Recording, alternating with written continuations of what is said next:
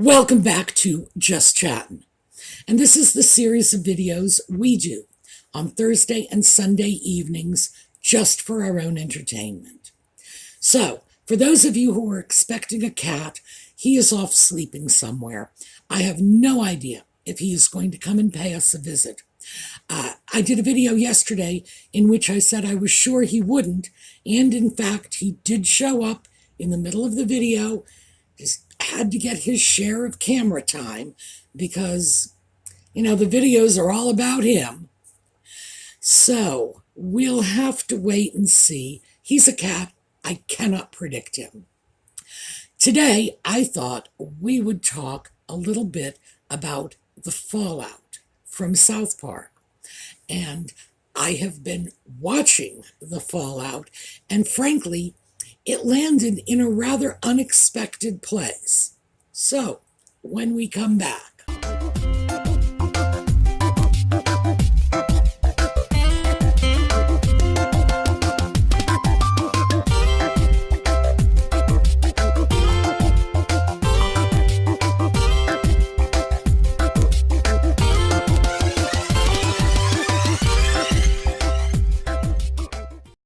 So, South Park. What I have been doing is following the fallout. And the way I do this, let me just explain the process. Some of you may find this interesting. You may find it boring, but it just gives you some sense of where these impressions come from. When I look up keywords on Google searches, I pay attention to what comes up in terms of results based on the words. So when I start to look at Meghan, South Park, Harry, South Park, and play them against each other, it seems pretty clear that Harry the sock puppet is getting the worst of it, at least for now. All of the news stories about Harry, the new ones, are coming up as, Duke and Duchess of Sussex getting roasted by South Park, or words to that effect. When I check on Nutmeg and put in Meghan South Park, I end up getting fewer new news stories specifically about her. Instead, it's her and Harry. And I think the biggest part of this is because there's other stuff going on in her life that people are finding fascinating. The lawsuit with her sister Samantha is pretty high on the list. So the fallout that might be flowing in Nutmeg's direction, were it not for that suit, is getting shunted over a little more on Harry's end. I think that, and keep in mind, this is all speculation and interpretation. I think it might have flown a little more the other way, that Nutmeg may have gotten the lion's share, if not for the lawsuit with her sister and simultaneously the storm that resulted from Harry's memoir. People are really, really unhappy about that. And it's not just the Megxit community, those of us who have been unhappy about almost everything they've done since they broke with the royal family. And for some of us, it even predates that. But this is sort of a mainstream feeling of shock and horror. And it's been fed considerably by the sock puppet's recent statements that he took 400 pages out of that book. because he felt it would permanently destroy his relationship with the royal family. Now, I have to say, my first thought when I said that was, this is once again these people saying, I'm not going to tell you how bad you are. When you say something like that, what are you saying? You're saying, I think you're awful. You, of course, you're telling us this. And it's just, it's crazy to think otherwise. He is, in effect, telling the world that the garbage that came out in Spare was actually tame compared to what he really wanted to share with the world. Now that's frightening, because we got up close and personal with his penis, and still, that's nothing compared to the 400 pages he was going to share with the world, but decided to cut out. Now, given the fact that that would be, twice the size of the book, you do have to wonder. That is something that is drawing a lot of negative press in his direction. For one thing, it sounds like a threat. And hey, if it walks like a duck and quacks like a duck, you got to know it's a duck. So clearly, that does seem to be a thinly veiled threat to the royal family, that despite everything he's already said, he's still not through talking.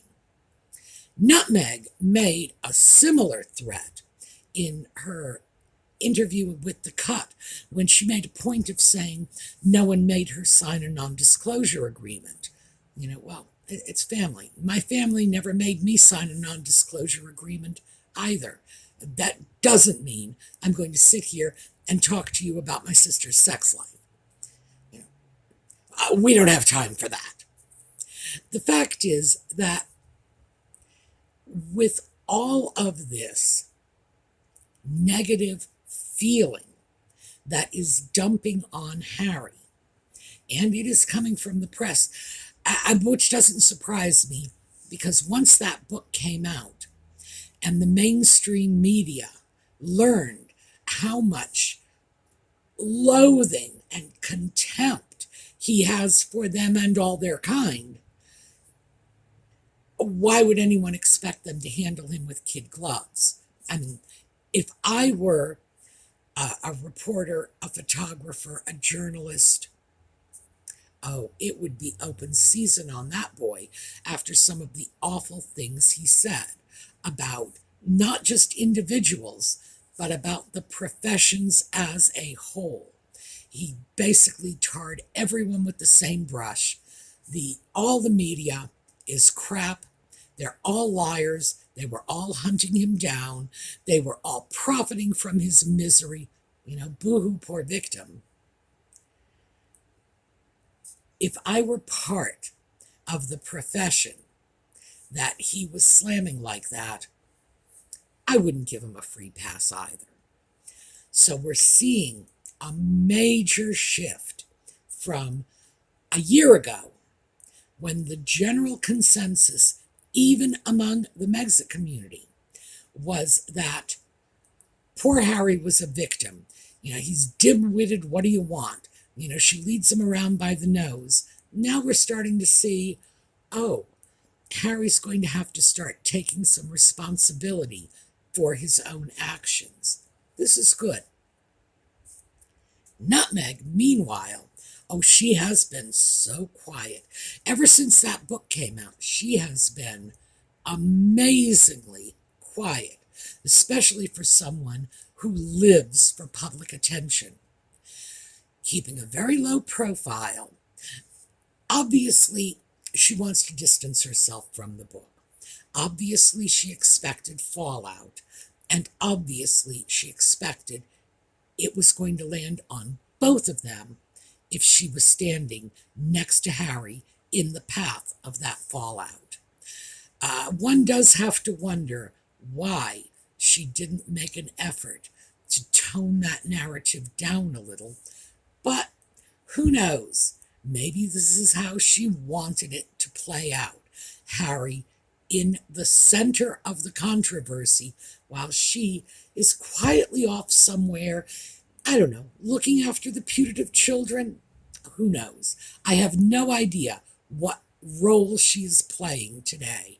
It tends to change almost on an hourly basis. When we start to look at the South Park fallout, what we see is that Nutmeg is getting fallout from too many other places for the entire brunt of this to land on her. And the reason for that, by the way, is not that there is a limit to the amount of crap out there, but there is a limit to the amount of reportage of the crap. So if they are reporting on Samantha's lawsuit, and that is taking a lot of the pressure off Nutmeg as far as South Park goes, they simply don't have enough headline space to devote to South Park as well. So she is getting the fallout, but not to the extent that Harry is. Who knows, maybe the lesson to be taken from this is have a miserable relationship with your family, because if something worse crops up down the road, well, people are just going to remember you as the crap daughter and the crap sister, and not the butt of a hilariously funny comedy show that is seen all around the world. So that was number one, interesting, why the sock puppet is getting more of the heat. And it's not just because he's a little more visible than the little woman is these days. No. As I say, it's because she has got to share that frying pan with her sister's lawsuit. The other things that are coming up are the coronation. And that is sparking a lot of interest, let's say. The people who are speaking about this are these royal correspondents. And as far as I can tell, absolutely anybody can declare themselves to be a royal correspondent. I suppose I could, because I do talk, well, I'm an ex-royal correspondent, because usually I leave the real British royal family to their own devices, you know. Ain't my circus, ain't my monkeys. And focus on the royals we have here in the U.S. And so, yeah, I guess I'm an ex-royal correspondent. That is just grammatically so ambiguous. All right, I'll have to work on that a bit. What we hear from these royal correspondents, and there is probably some truth to it, is that the sock puppet has come out and said that he is not going to go to the coronation. Presumably he said this to someone in his family, if there's anyone left who's still speaking to him, that they're not going to show up at the coronation unless they can be protected from the toxicity they experienced when they were last in the UK. So, in other words, guarantee that no one will boo us or we won't show up. Well, the problem with this is there's no way anybody can guarantee that no one will boo them. If I were in the guarantee business, I think my guarantee would be, yeah, somebody's going to boo you. Probably a lot of somebodies. Because the last time they were there was before Harry's self-justifying, self-pitying, self-deluding autobiography was released. So now the British people have had to deal with, oh God, they've had to deal with the man's penis. They have had to deal with his petty grievances with his brother, which all read like they were written by a 13-year-old, because there is so little maturity there. These are not even the mature disputes that grown men who happen to be brothers can occasionally get into with each other. No, we are talking about juvenile baby nonsense. You know, he put his finger near the sock puppet's wife's face. It's foolishness, utter foolishness. And to this day, it is surprising to me that people are still so wrapped up in Harry's ridiculous stories. I would have thought that book would have been shunted aside by now. We've already picked out all of the juicy stories, and as for the rest, all of the background color, most of that was absolute fabrication. And what was not outright fabrication was slanted and twisted to make the ginger sock puppet look important and simultaneously look like a victim.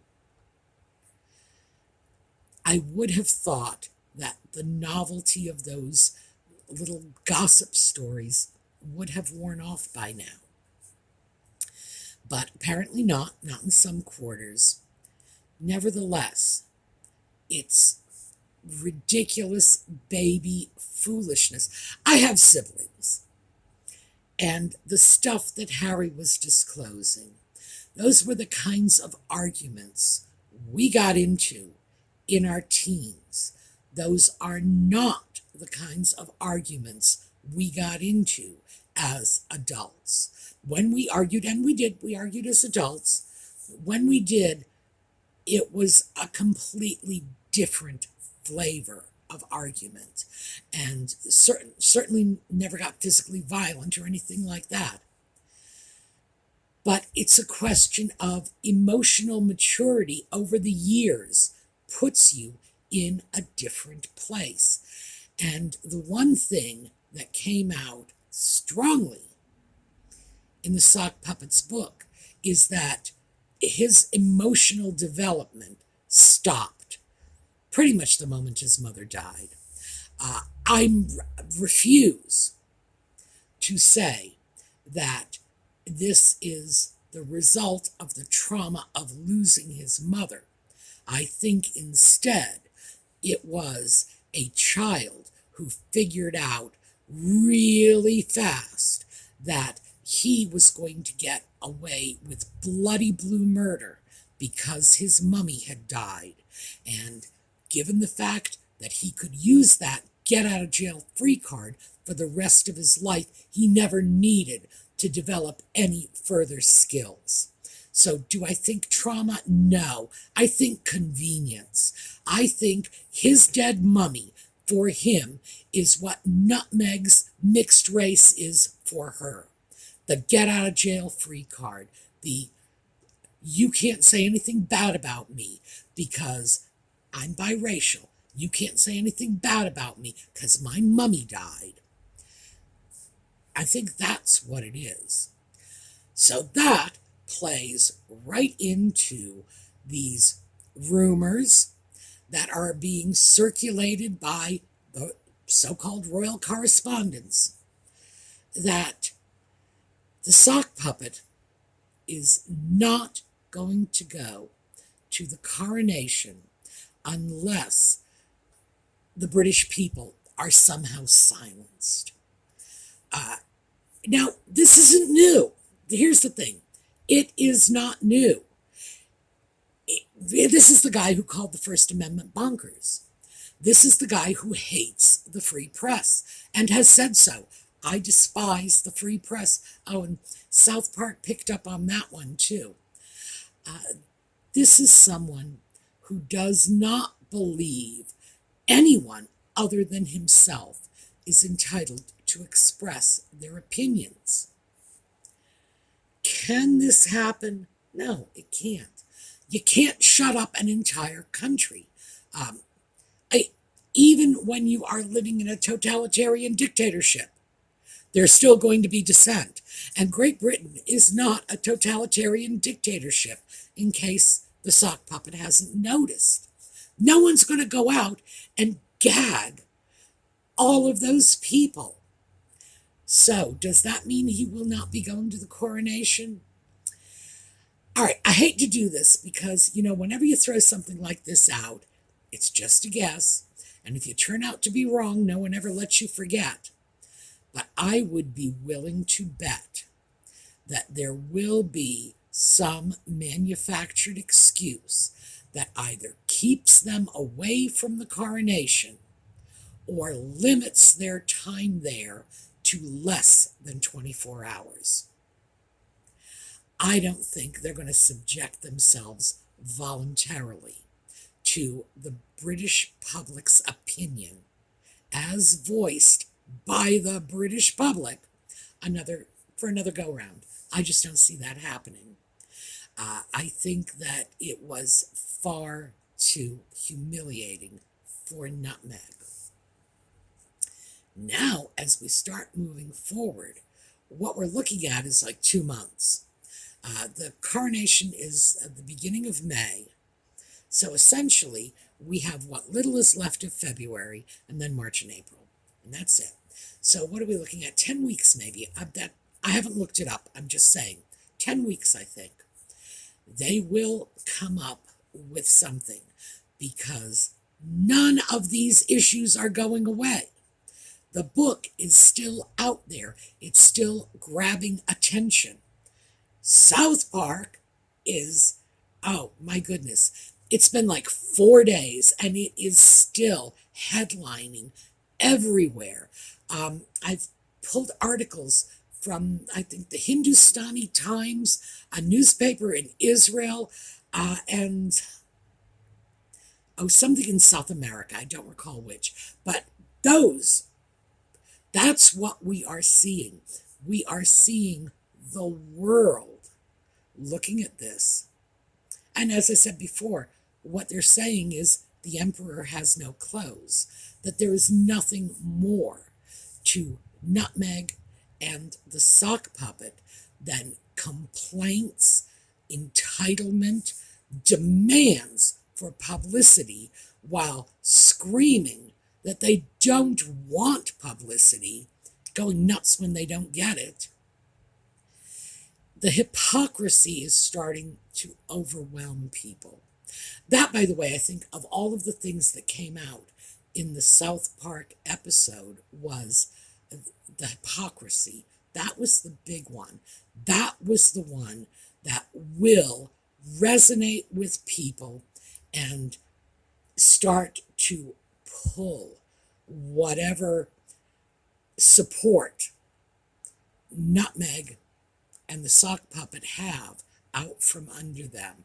When people start to say they are nothing but hot air and hypocrisy, they will turn their backs on them. I think we are seeing it starting already.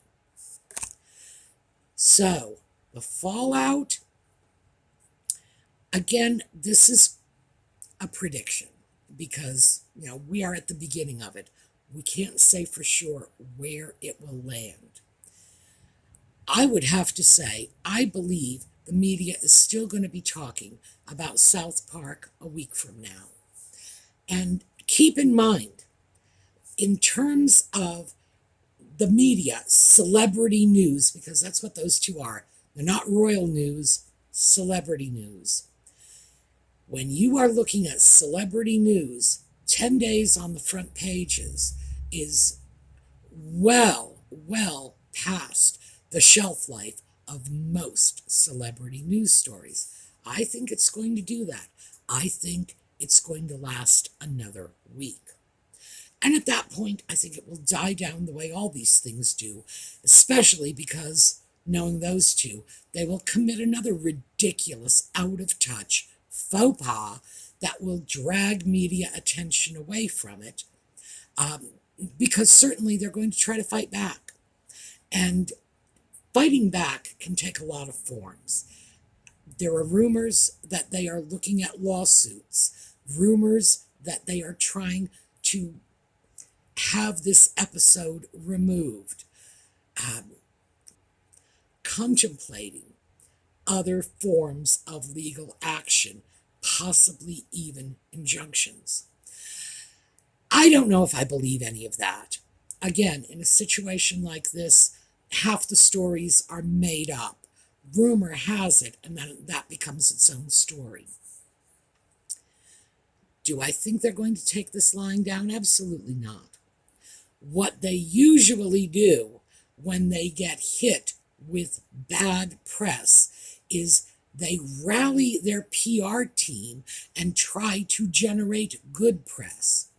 Funny thing is, of course, Nutmeg's been very, very quiet. Again, rumors. Rumors say that she is distancing herself from the sock puppet. Who knows? I don't even want to go there. I don't know which one of them would be better off to be without the other. But frankly, I think that was a marriage made in hell in the first place.